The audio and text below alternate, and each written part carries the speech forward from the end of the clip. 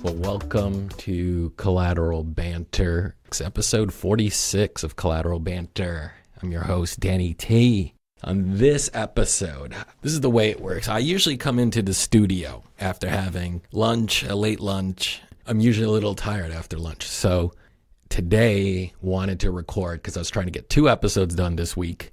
And I knew that if I came in and I did not have some caffeine, I was going to be in trouble. So I went, grabbed some coffee at Starbucks, and what can I say?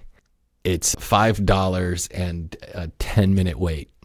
It's ridiculous. For the smallest cup of coffee. Well, not exactly coffee, some iced macchiato drink, right? That's like $5. It's just a ridiculous ripoff. But that's the way it goes, and they make you wait for it, and there's a huge line, and then there's like 20 cars at the drive-thru. That's America today.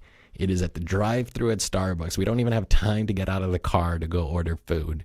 We'll just stay in our car and not have to interact with people. Pretty amazing. But today, I needed to record an episode, and I knew to record the episode the way I wanted, I was going to need some caffeine. Because it's an episode that I've been meaning to record for months. Haven't been able to do it.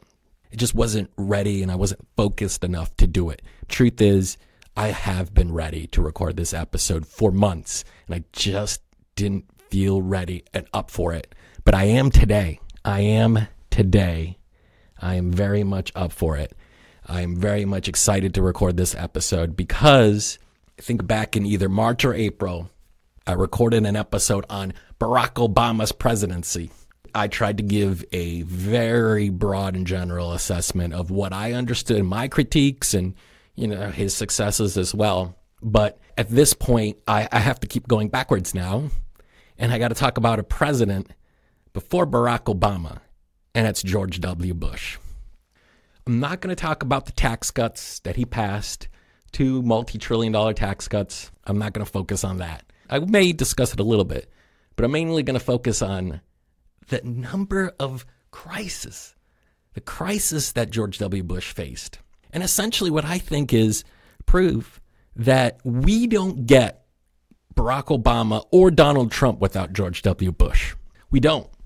And I think that is really interesting. We have to see that every certain president leads in from the prior president. And again, George W. Bush, first of all, he was elected in 2000 after a most contentious vote tally in Florida. Had to go to the Supreme Court.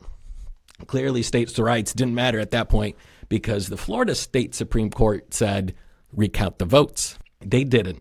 So it already starts with that political crisis. I don't know how else to describe it. Everybody's talking about crisis today in Trump, but it's sort of like, wait a minute, when did this really begin? And I would argue, and I do argue with anybody that talks to me about today, should start at George W. Bush, because so much of what America has experienced under Trump, under Obama, really got started under George W. Bush. His presidency and the events that took place in 2000 and 2001 have really shaped the United States and how we are today, what we're focused on, and so much of the crises that we've been dealing with and really escape from. But it starts off as a very contentious victory. I'll put that in air quotes for George W. Bush. Many conservatives in America love him, liberals hate him. But I have to say that when I look back, I've in an 8-year period for a president, I've never seen catastrophic failures and the number of crises that developed in 2 terms, I think is almost unprecedented. All really got started in the failures of George W. Bush. Maybe that's what I'll title this, is the failures of George W. Bush. So people are going to ask, like, what do you mean, Dan? What's the failures of George W. Bush? Okay, so if we look back just slightly, I don't know where to begin. Let's look at, so really 9/11. So that's the first crisis. It's the second crisis. The first crisis was his election. And the second crisis is 9/11. And really, that is a pivotal moment in American history because everything that leads up to warrantless wiretapping, surveillance, mass surveillance really expanded during George W. Bush's administration. I mean, the massive amount of spying that we were all numb to. Why? I think for two reasons. George W. Bush and his administration sold fear very effectively. They told the American public that 9/11 happened. Everybody knew that. So they connected it back to Iraq, connected it to Saddam Hussein in Iraq. When you connect that back, people said, yeah, we got to go to war with them. So they went to war with Afghanistan and then Iraq. They sold Iraq as a country, and they said this publicly, has chemical and biological weapons, then said they've used them, which is true, but they said they had a program in development. They had these dangerous weapons, and now, because of 9/11, now the Americans could no longer take the risk of having somebody like Saddam Hussein with those weapons. That was essentially the initial argument. It was a fear argument based on 9/11. What they did is they took the intelligence, then they tried to sell it to the American people and provoke through fear. That's the only way to describe it. You know, before I recorded this episode, maybe a couple weeks back, I was listening to a documentary, and everybody there was in line, lining up the administration's claim that the weapons were there, the weapons of mass destruction would be found, and we had to do it because 9/11 taught us that we could not take that. We cannot take that risk anymore, right? We could take it prior to 9/11, but not post 9/11. Okay. So then what ended up happening from that? It's not just warrantless wiretapping, right? So the way what they were able to do is to allow the NSA to wiretap calls if at least one person was abroad and reasonable belief, there was probable cause to believe that one of the persons was not a U.S. citizen. Okay, so you could capture American information from what I've read, but one of the two people had to be outside the country and probably not a U.S. citizen. And see, they use that language just to give them enough space, just in case, like, yes, that person was an American citizen, but they didn't know it, right? So they were able to implement that. And so when people heard about Edward Snowden and people were so shocked and surprised, it's like, really, you shouldn't have been. There is an article in the USA Today published in 2005 that detailed all of this. They had written about this, that the government was allowing, warrantless wiretapping based on set criteria, okay? So you have that. They also implemented, and this has been well documented, but so few people know about this, is that they had secret black site prisons run by the CIA, right? And it wasn't all the prisoners captured in the war, but it was the select, what they called high-value detainees, okay? And they set them all up throughout Eastern Europe. And these are the countries. It was Romania, Lithuania, Poland, Thailand, and Romania, and also a secret prison inside Guantanamo Bay prison. The president and what they call the unitary executive, gave these rights to the CIA. And then, this is another point, the administration redefined what torture was and said the Geneva Convention and laws of protections don't apply to Al-Qaeda because they're a non-state actor, all of these rules, and torture will now be redefined as either inflicting pain that caused irreparable damage or death. And that had to be your intent when you were abusing a person. So they redefined it, thus giving the maximum amount of power to go after these groups. Well, mainly Al-Qaeda at that point, right? And so, okay, so now you have a network of secret prisons, which, by the way, as far as I could tell, was first reported in 2004, okay? So that's one part of it. They also implemented extraordinary rendition. They grabbed people and brought them into another country like Syria or Libya or something like that, and they handed them over. Intelligence agencies would have these countries interrogate the individuals. And I mean, look, what they were doing to them in these countries, they already do torture, Libya and Syria and a bunch of these countries. So it's not surprising when you hand them over to those countries that that's going to happen. Okay. So it's like you have secret prisons largely in Eastern Europe and then Thailand and they had these sites. And And then you had extraordinary rendition, bringing them, well, vastly expanded. And I didn't start on the George W. Bush extraordinary rendition, but it definitely expanded greatly. Okay.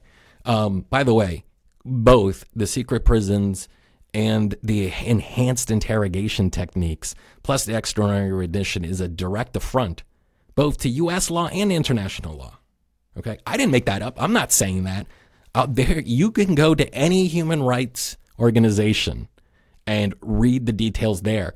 The Constitution Project, the project on government oversight, they published and concluded that that was going on, that there was torture and abuse. So when people are reading about this, right, today, again, it was happening under George W. Bush. And at that time, what were they telling the American people? America doesn't torture. America's not violating its principles and laws. And they would just repeat that. They would just be able to repeat it. And despite the fact the articles were coming out.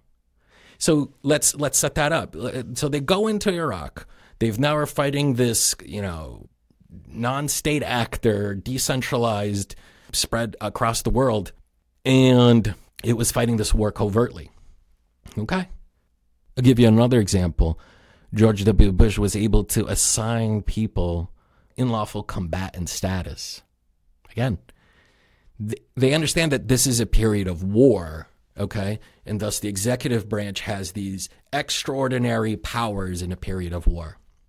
My question and my issue is, despite the fact that we've had wars previously and the executive branch has done maybe similar acts, in this war, you're not fighting a country, okay? You're not fighting the Japanese, right? You're really fighting a group that is spread across many countries in a region. How do you really solve that? How do you end that? How do you end the war on terror? I guess is what I'm asking. I don't think you can. I'm honest here. I don't think a war against a tactic, against a decentralized group of individuals, I don't think that ends. I don't know how it ends. What is one group going to say? Okay, you win, we'll give up. I just don't see that happening. So you're really fighting a permanent and lasting war. And by the way, the administration, Dick Cheney specifically, has said that's what's going to happen. We're going to be fighting this war for the next several decades, at least until all of those people who had been fighting it are so old or dead. They'll be dead by the time the war ends. But what would that war? How will that war end? There's no visual for it in my view, because I don't see Al Qaeda being like, okay, we give up, you win, and I don't see America ever declaring the world is free of terror. Right? I think we've seen that that's not happening, and I don't know a president who would ever risk that and then have acts happen around the world. Right?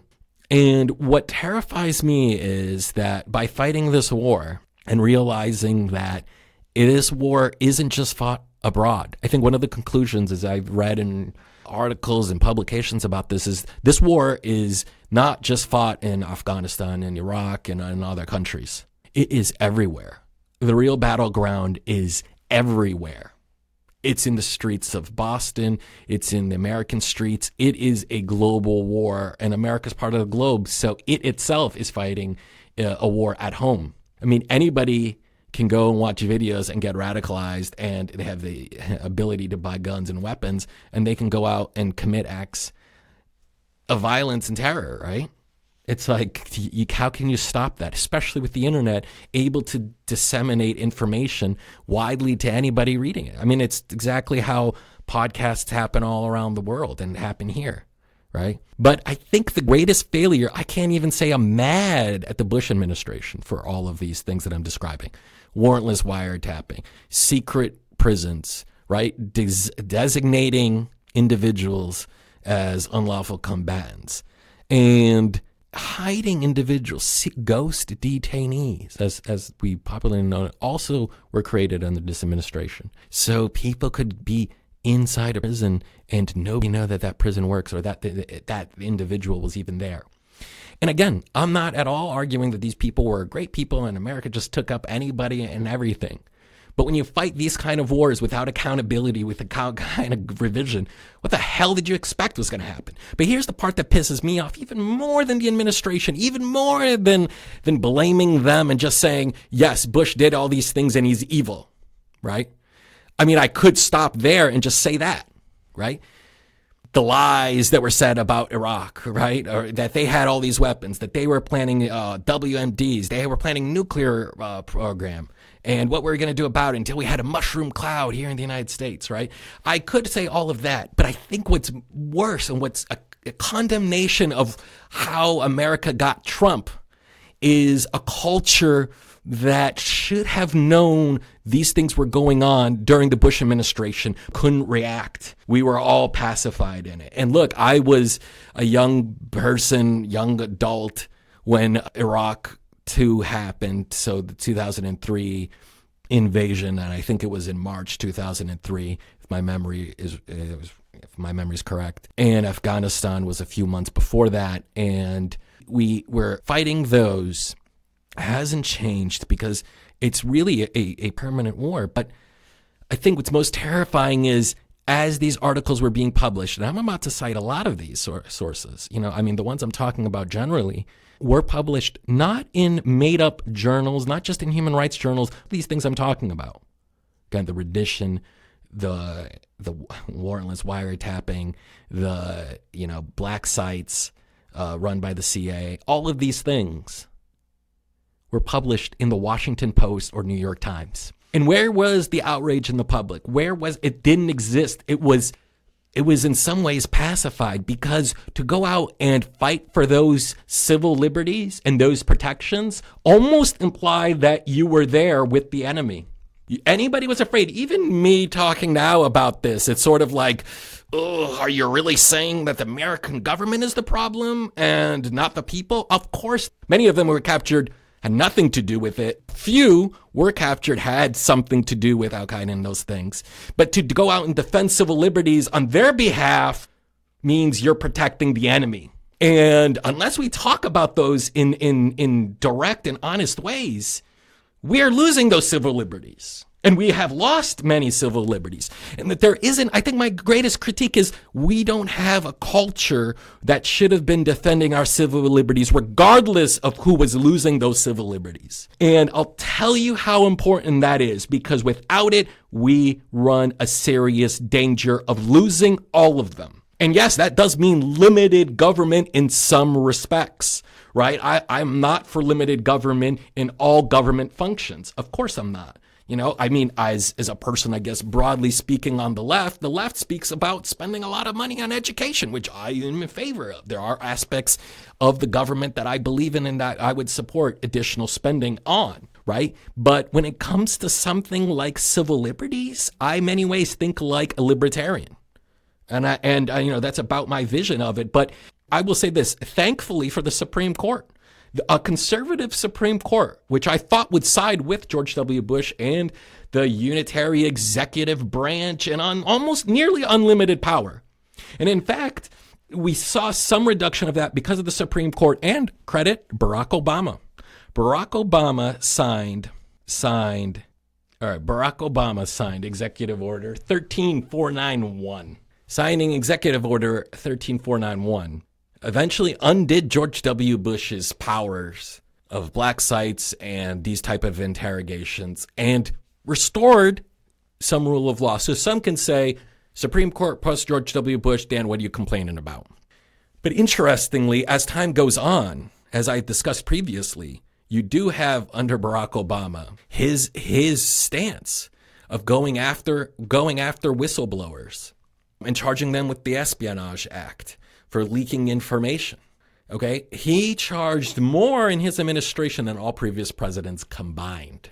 It's a fact. And James Risen, because of that, James Risen, the New York Times national security chief, who is now at The Intercept, called Barack Obama one of the greatest dangers to press freedoms. That's not my word. And so, again, you can begin to see how these are connected, right? And in many ways, Barack Obama restored, I think, cut back on some of the greatest abuses that were happening under George W. Bush. but he wasn't willing to reduce all of the powers that president has, again, to keep Americans safe. I mean, I put it this way. If Barack Obama did what maybe the ACLU lawyers wanted, and there was an attack on the United States, and there were, they would be using that to go out and maybe impeach the president or investigate the president and call him derelict, right? And that's the dangerous part about this war, is you're fighting this war without boundaries. You're not fighting this war over a country under centralized government, and depending on which country wins, it's over. And in this modern era, these wars can go on forever. And I'll tell you this much. And so I was also looking at this recently. And so these wars that I'm saying is going on perpetually now, it is the longest war in American history. According to the Watson Center at Brown University, it already stands at 6.4 trillion and 801,000 people dying collectively. And again, I don't see this ending regardless if there's an election. And Barack Obama, really, his plan was, his critique was not against the war on terror, was to say Iraq was the mistake. We had to reput efforts into Afghanistan. That was the real war. Fair enough. That's what he campaigned on and he won on. Okay? That's what he won on. And look, you have thus a crisis of accountability of a president going out there and trying to sell to the American people what I believe are lies, but other people can say are exaggerations, or he manipulated the intelligence. Can you blame the intelligence community? I can't. The intelligence community gives you their best assessment. If you take that best assessment given to you by the intelligence community, go out there and sell every day, there's going to be a mushroom cloud over New York, there's going to be a mushroom cloud over Boston. And the people are like, well, what are you going to do about it? You're going to have to go out and declare war and invade. And I remember that era very closely because very many people who spoke out against the war at that time, between 2001 and 2003 or 4 or 5, paid a huge price for it, got yelled at and booed by their friends, even in liberal Hollywood. I remember Michael Moore, when he won his Academy Award and spoke out against it, he got booed for it, right? And it shows you that there's a conservative underbelly regardless of people's political ideology, especially among conservatives and liberals. But people don't take what I'm discussing here seriously. Most people don't even know what the hell I'm talking about. Warrantless wiretap didn't happen under Barack Obama. Wasn't that Edward Snowden? No, this is stuff that people don't get into because it involves a lot of legal jargon and involves things that you necessarily won't see on CNN or NBC or CNBC or something like that. Okay? But these are issues that, honestly, people online do discuss. It's just, it doesn't filter its way up to actually have an honest conversation about that. And I think that also is critical, to having a conversation about how does this end?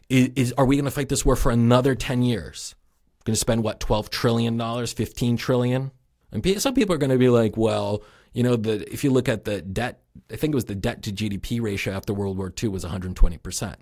So, let's accumulate more debt and fight these wars. But in this type of war, it doesn't really end by fighting armies in a traditional sense. I don't see it working. Actually, in many ways, I'm a bit hopeful by the uprisings that have happened, the Arab Spring specifically. If democracy can continue in Tunisia and begin to develop slowly in other parts of the Middle East, North Africa, and around the world, then maybe there is hope that will work.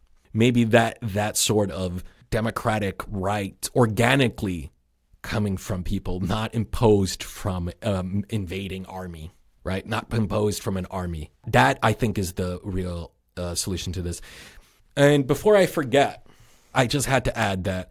So I've now described, a president that barely won under dubious circumstances, 9/11, chaos in the invasion of Iraq. I didn't even mention Katrina and the failures, just the abysmal failures of what happened there, which probably could take up 1, 2, 3 episodes to really discuss all the details of what happened and the failures of response, failures to protect people. Thousands died that day. I won't forget it. It's probably one of the greatest failures that I've seen in government in the last 10, 20 years. To top it off, you then have, accusations about exaggerations, lies by the administration. And yet the Democrats don't hold George W. Bush to account. They don't hold hearings. Even after Obama won, they said, we're not going to look backwards, we're going to look forwards. They set up a minor investigation to see if anybody should be charged and investigated, and nothing came out of it. I mean, what does that tell the American people? You're dispendable, right? Hey, Democrats, by the way, they got health care because of everything I'm talking about. Those failures that I'm talking about, the Iraq War, Afghanistan, all of that combined is the reason why Democrats got 60 senators. And the disaster that developed in Iraq, the failures, and people aren't stupid. You know, people often think that, oh, the American public, they can't get what's going on. They're not following. No, they're following. They're getting it. And so when Iraq War in 2006 was just falling out of control, I mean, essentially it was a civil war, people were going to eventually punish somebody, and they did. They elected Barack Obama, and they voted in 60 senators, which was enough to break filibusters, which is why they got health care through.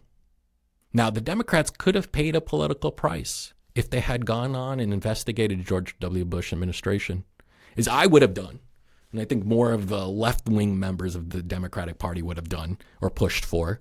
But again, Barack Obama sort of can be both. He can sort of look and feel and sound like a more left-wing Democrat, but govern through the center. And I think that's where he feels more comfortable doing. And you see that these are the failures that happened.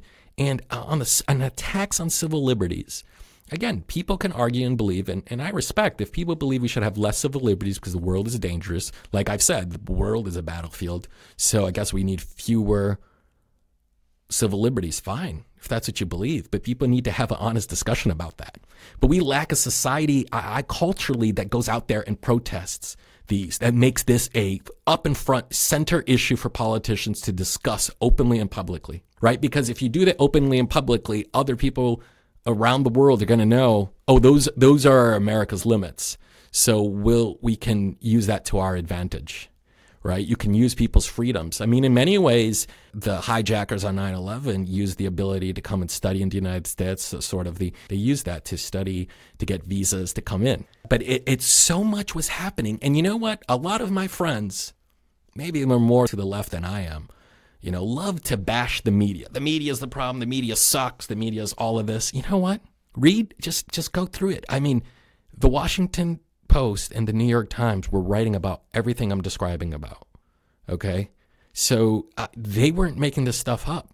They were going through in details, getting information from governments. The George W. Bush administration was setting up these secret prisons, was doing enhanced interrogation techniques. They got the torture memos that people read about. But again, people weren't able to use that to hit them until Iraq collapsed into essentially a civil war state. And then they began to punish them domestically. And the Democrats could have held the administration to account, but didn't because they wanted the political rewards for it. They wanted the 60 senators. They chose politics over holding an administration to account because of 9/11. Right? And so they're political animals themselves, right? Instead of doing what's right, they did what is politically expedient. And that's my criticism of them throughout that era. And by the way, one other point, and I've made this point several times, and I know I'm preaching, but I will make this point again. There is one other huge factor that led to Barack Obama winning the presidency in 2008. On top of everything I'm describing, there also was a financial crisis. I'm not here to blame this side or who did it or whatnot, but imagine that. I mean, how many things do I have to talk about were happening in an 8-year period? And I mean global crisis, because when the financial crisis of 2008 hit, it just was so perfectly aligned for an election. The housing market collapsed. The government needed to do bailouts, and top economic officials, Bernanke, the chairman of the Federal Reserve, and Hank Paulson, essentially came together and demanded the $787 billion bailout. Without it, they were talking in terms of the global economy collapsing in days, melting down. That was the term they used. Now, people can say that they were just saying that because they wanted to bail out their friends or whatnot. I have this feeling in my gut that they were probably talking the truth. I don't know what tells me that. I don't have any special insight into what really happened there. But the administration had for 7 years been saying They believe in free market capitalism. That's what they were spreading abroad, right? It was, you got to combat Al-Qaeda with democratic institutions and free market principles. All of a sudden, this crisis upends that free market principle. So it's not surprising in my mind that people then go say, okay, Barack Obama, he looks different, sounds different, give him a chance. He's something different. The Bush administration didn't tell the truth on Iraq, lied about weapons of mass destruction, then tried to say it was about promoting democracy in the Middle East. You had Katrina, you had the bank bailouts, and people essentially lying there. So people no longer trusted or believed. I mean, when Bush left office, his poll numbers were very low. And these are the reasons why we forget all of these reasons nowadays. So, I mean, this really sets up a presidency that I can only describe as going from one failure to another. And essentially, the lies that we so often now are dealing with Trump, when did it really begin? Ask yourself that question. Ask yourself, when did these lies, when did the manufacture of what the government wanted really begin? I mean, to me, the difference between Trump lying and Obama or Bush lying is, I think Trump is just, yes, he's in it for himself for probably financial reasons and probably wants to do whatever it takes to win re-election. Whereas I think the other administrations were doing it more for political ends. They wanted to get a goal for something. Also, there was a Washington Post article essentially condemning the Bush administration on their use of waterboarding. Something that the president confessed to signing off on. Waterboarding is specifically outlawed in American law and international law specifically. So there you have a president essentially saying, I can fight this war any way I want, which, by the way, isn't necessarily true. It's a debated point how much power in wartime the president can exercise. But it's not all that surprising that what we see today in both Obama and Trump using that sort of unitary executive power. And then you've seen that in Trump. And essentially he can say, whatever I want to do, I can do. I can go and shoot somebody. I mean, he did say that he can go out and shoot somebody. And there are lawyers right now defending that position, right? You now see camps around here in the United States, right? Detaining people indefinitely. Well, where did this start? Where did this start? Where's the outrage about that, right? Now you see it in the borders, in the United States, at transit points, entry points, and now people are saying these camps need to go. But when it was abroad in another era, and yes, the internet was different, it wasn't as popular or used, and there wasn't social media at that point.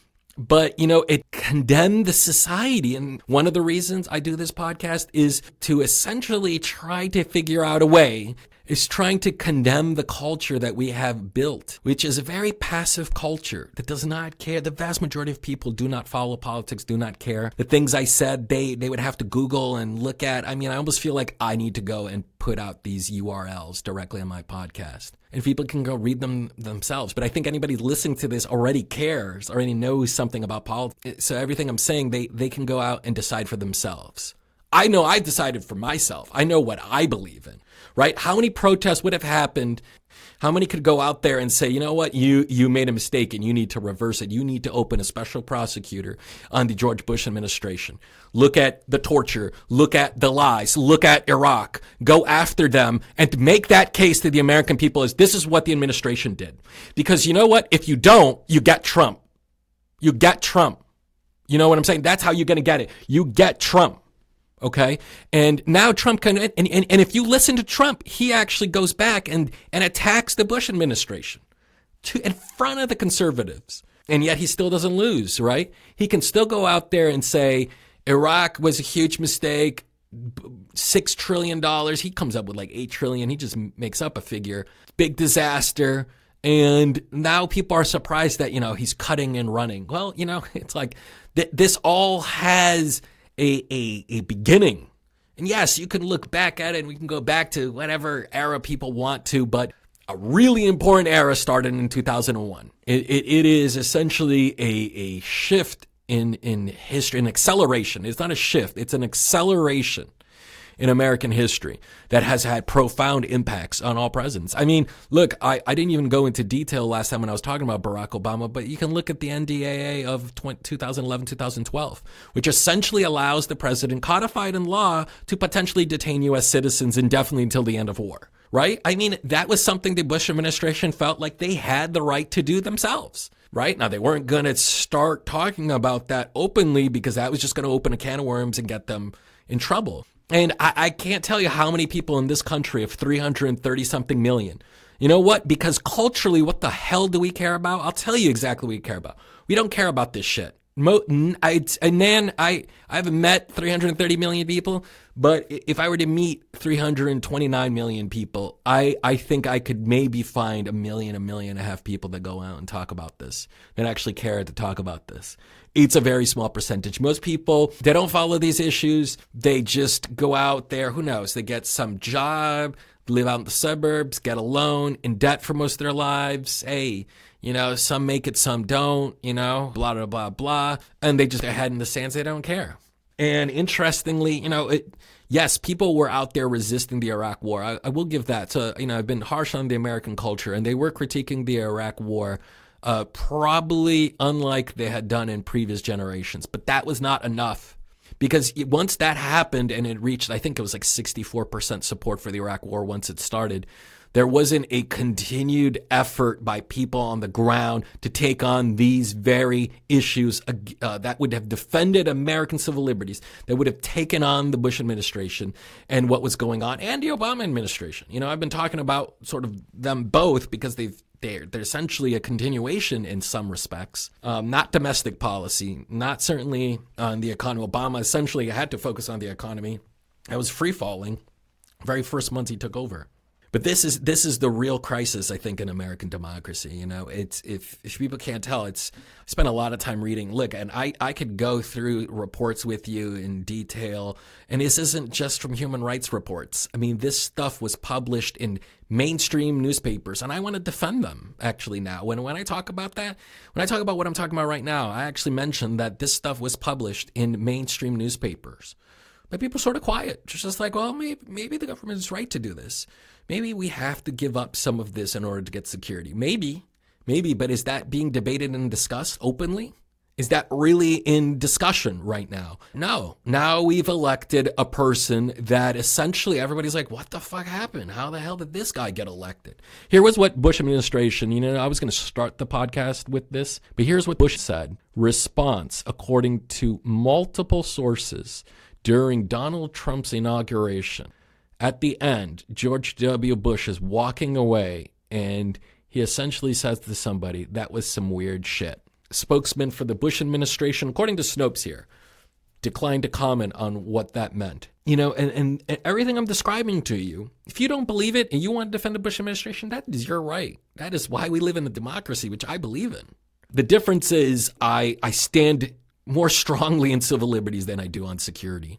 And unless we have that, then you know what? Democracy isn't worth fighting for because we won't have one. And now we've reached this point where you've elected essentially a media candidate that makes up his own realities, and everybody's kind of like, well, maybe he'll win re-election. He'll be around for another 4 years. I'll tell you this on this podcast, which just needs to be said. If Trump wins, I mean, his ability to change the United States fundamentally will be cemented. He will be able to nominate one, maybe two Supreme Court justices. I mean, it will be a conservative court that essentially they're putting in all their baskets that Trump has to win this re-election in order to do this conservative revolution. And the scary part is if the Democrats nominate a moderate, the left-wing part will rebel. They will try to take over the party, and if they fail, they will create their own party. And if they nominate a more leftist progressive candidate and they run the election and lose to Trump, the moderates will go out and punish them and blame the progressive wing and try to maybe expel them and force them to create a party. I mean, in some ways, America has to be run now by four parties. I think it's just not working. You know, coalition governments. I think the parties are just beginning to strangle themselves. Everything I've described in this episode, I've been reading for months. I don't know how much detail I need to go into, but to me, it's become so pivotal because it's only recent history. It's only 19, 20 years ago. It's only 2 decades old. It's fresh and it's been in development, and there is no control of this chaos. So everything I described happening under the Bush administration, just the failures, is essentially the modern era we get today, which has created this vast sort of chaos that we see today, right? Non-state actors, all around the world, NGOs, this kind of growth in this non-governmental forces in politics today, having a stronger and stronger influence around the world, has upset many of the authoritarian governments. And yet, in many ways, Americans are conservative because they're outraged and upset by all of these changes that they see going on around the world. And change creates this sort of backlash that we're happening, right? And look, that is one of the things that has happened because of the things that happened in the Bush administration and Obama, the continuation of that, right? I mean, they're connected. And so, yeah, this is to me essentially the struggles that we face today. Look, I went much longer than I normally do, but I was a little bit all over the place. But essentially what I'm describing here are issues that we fail to grapple with. And that's, I think, the scariest part. The political system and the American people, if they just care about buying things and the economy and all this other shit is just politics they don't give a shit about, then we're lost. Then I think that the days of democracy are numbered. That's what I think. That's how I want to end this. The days of democracy are numbered if people do not begin to have debates and discussions about what has happened since 2001. I mean, that is the marker, the beginning of everything we're experiencing. Okay? Even if I'm wrong to not appoint a special prosecutor, like I would have appointed the guy who went after the chief of staff for Dick Cheney. His name is Patrick Fitzgerald. I would have appointed him special prosecutor. And he comes out and says, Dan, everything you said about the Bush administration is wrong. They went right to the line of torture, but didn't torture anybody. And you're wrong. You're exaggerating. You don't know the legal laws. These were all approved, and you're wrong. Then I would shut up. And I'd say, well, you probably looked at all the evidence, right? You know, that essentially this talk about authoritarianism and the war on terror and, you know, secret CIA black site prisons, all of these issues that we haven't ever dealt with, don't even discuss going on, and just focus on the economy. Well, it's not surprising now that you have camps in the south of the border. Okay, some people call them concentration camps. People other call them camps. Now you have indefinite detention until their case is reviewed, which means people can be indefinitely detained for years. Nobody cares, right? I could also talk about Homan Square. That was it in Chicago. You know, this is an article in 2015 by Spencer Ackerman. Okay, person who's written quite a few books on this topic, has written a lot. Talked about how thousands of people in Chicago. So now I'm not even talking about on the border. This was during Obama's administration, 2004, 2015. There was a facility, okay, that did off-the-books interrogation in a warehouse in Chicago, okay? And how many people know about that, right? So when I was talking about indefinite detention, the power of the executive branch to do that abroad, to have black sites in all of those countries I listed, I didn't even mention to you when I was listing all of that Western Europe was allowing ships to be refilled. I mean, I could do a whole episode, I probably will, just on that, right? How Western Europe allowed those planes to be refilled even though they knew people were being detained. But look at this. The reason why you take that on is because eventually something like this is then published in The Guardian, okay? That talks about off-the-books interrogation in a warehouse in Chicago, had nearly 7,000 people held from August 2004 to June 2015 in a facility. Only 68 were allowed access to attorney or a public notice of where they were, okay? And this is how it begins. It's a slow and gradual process, okay? That people do not, I'm not living in Chicago. I'm not living in one of those neighborhoods, you know, that the police get to do this in, so it doesn't affect me. But it's like, at what point does this stop? What point do you say, no, that's far enough? No, this point, the culture and the fight needs to go on, and they need to fight to make remedies and to stop government powers and abuses. That's the real question for culture and democracy today, even bigger than Trump. It is, despite all these fights of civil liberties, people must take on and fight these systems today. All right, that's collateral banter because I need to go, but that is what I wanted to cover in George W. Bush. I think consequential president that failed on so many instances. There were so many crises. There were so many failures. I didn't even get to all of them. I forgot even to mention that the George Bush administration, the CIA specifically, is going after Juan Cole. The Bush administration went after him to see like why the CIA invited him to a CIA talk. Why was he one of the people invited? Because he had a blog criticizing the Iraq War. So they were even going after the domestic enemies in the country who had a clout and who had social media access. And they were questioning their use. According to at least one official in the CIA, felt like the government was pushing and targeting individuals. I mean, I won't even go into the Comey situation where Comey essentially denies the government the ability to reauthorize the use of these mass surveillance weapons, okay, when Ashcroft was in the hospital, right? But we didn't get this because one day America woke up and said, holy shit, let's elect Donald Trump.